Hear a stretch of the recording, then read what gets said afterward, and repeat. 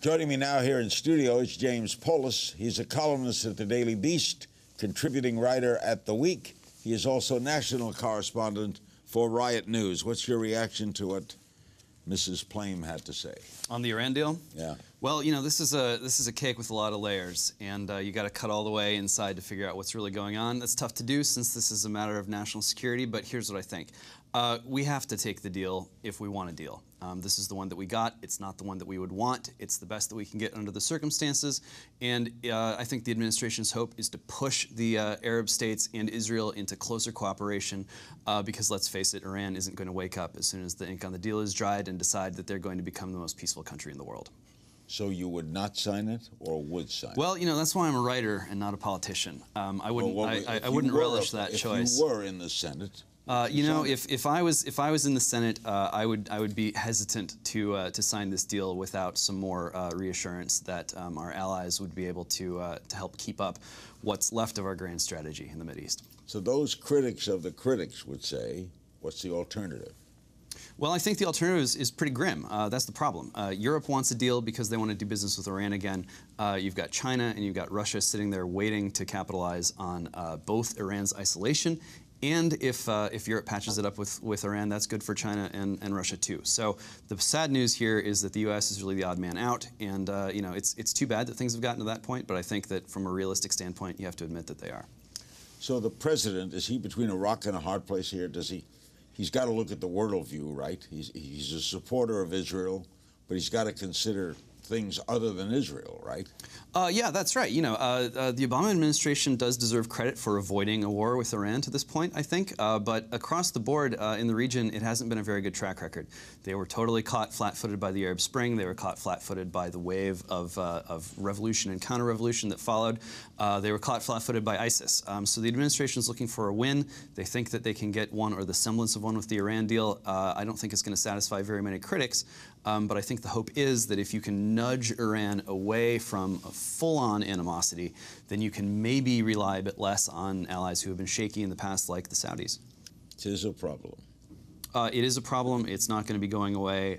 You know, I think that the best the United States can do at this point is to keep enough of a distance from the region that we're not sucked into a very costly series of interventions. Certainly we don't want to see boots on the ground anymore.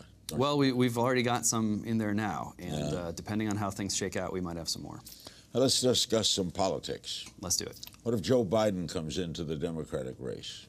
I think it would be fun for America if Joe Biden got into the race.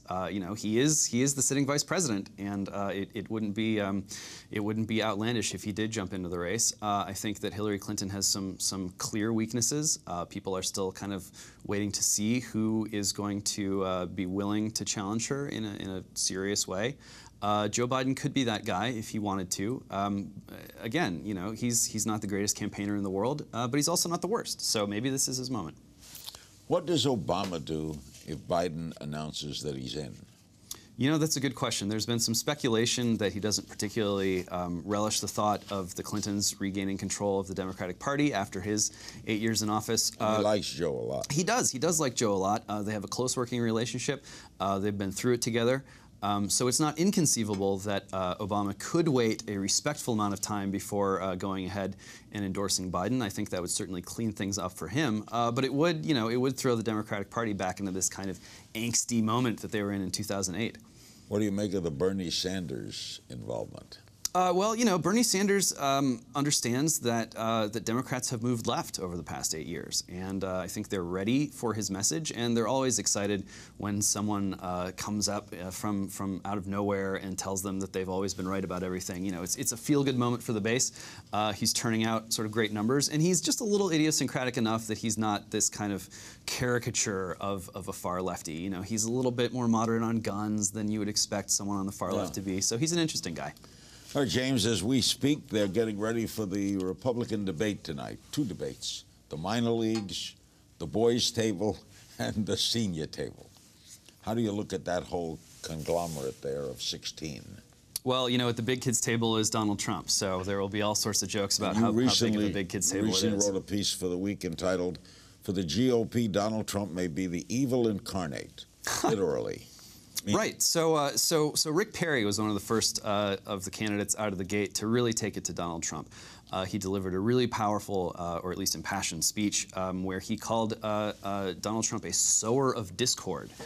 Which, for those keeping track at home, is a dog whistle to Dante's Inferno, where Dante created a special circle of hell reserved for these kind of political operators who worm their way into the center of their party or their institution and kind of pick it apart, sort of divide and conquer approach. So, you know, for Christians who happen to be watching Rick Perry speak, and that's a sizable number of people watching him speak, that was a reminder that, you know, if you want to get sort of serious about moralizing your politics, you might look at a guy like Donald Trump and say that he's really no good in sort of a moral way.